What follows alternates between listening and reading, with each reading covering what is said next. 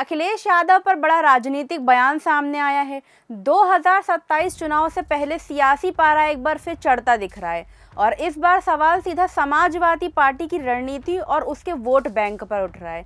उत्तर प्रदेश में मुसलमानों के एक बड़े नेता और ऑल इंडिया मुस्लिम जमात के राष्ट्रीय अध्यक्ष मौलाना शहाबुद्दीन रिजवी बरेलवी ने समाजवादी पार्टी और उसके अध्यक्ष अखिलेश यादव को लेकर बड़ा बयान दिया है। उन्होंने अपने समुदाय के लोगों से साफ कहा है कि 2027 के विधानसभा चुनाव में समाजवादी पार्टी का विकल्प तलाशना चाहिए, क्योंकि उनके अनुसार अखिलेश यादव के दो चेहरे हैं और पार्टी मुसलमानों को सिर्फ बीजेपी का डर दिखाकर वोट लेती है।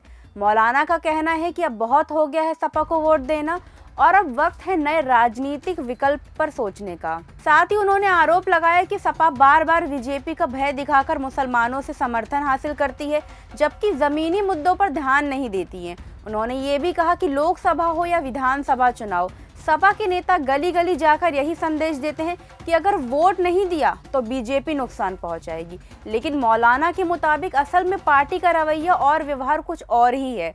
उन्होंने दावा किया कि सपा और बीजेपी नेताओं के बीच कई बार आपसी मेलजोल की तस्वीरें भी सामने आई हैं, जिससे उनके अनुसार पार्टी की राजनीति पर सवाल उठते हैं। उन्होंने मुलायम सिंह यादव और प्रधानमंत्री नरेंद्र मोदी के पुराने बयानों का भी जिक्र किया।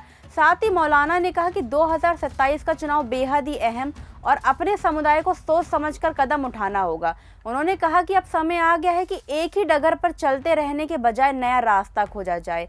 इसी बीच उन्होंने पश्चिम बंगाल चुनाव के नतीजों का भी जिक्र किया और कहा कि वहां की राजनीति स्थिति से भी ये संकेत मिल रहे हैं कि पारंपरिक वोट बैंक में बदलाव हो रहा है। हाल ही में विधानसभा चुनाव के नतीजों के बाद कुछ रिपोर्ट्स में दावा किया गया है कि कई सीटों पर ममता बनर्जी की टीएमसी के परंपरागत वोटरों के इस बार उनका पूरा साथ नहीं दिया और इसी वजह से उन्हें बड़ा नुकसान उठाना पड़ा। अब इसी राजनीतिक माहौल के बीच यूपी के एक मुस्लिम नेता द्वारा समाजवादी पार्टी के विकल्प की बात कहना अखिलेश यादव के लिए एक बड़ा सियासी संकेत माना जा रहा है और इसे उनके लिए खतरे की घंटी के तौर पर देखा जा रहा है। अब सवाल यह है कि क्या यूपी की राजनीति में भी बंगाल जैसी तस्वीर दोहराई जा सकती है।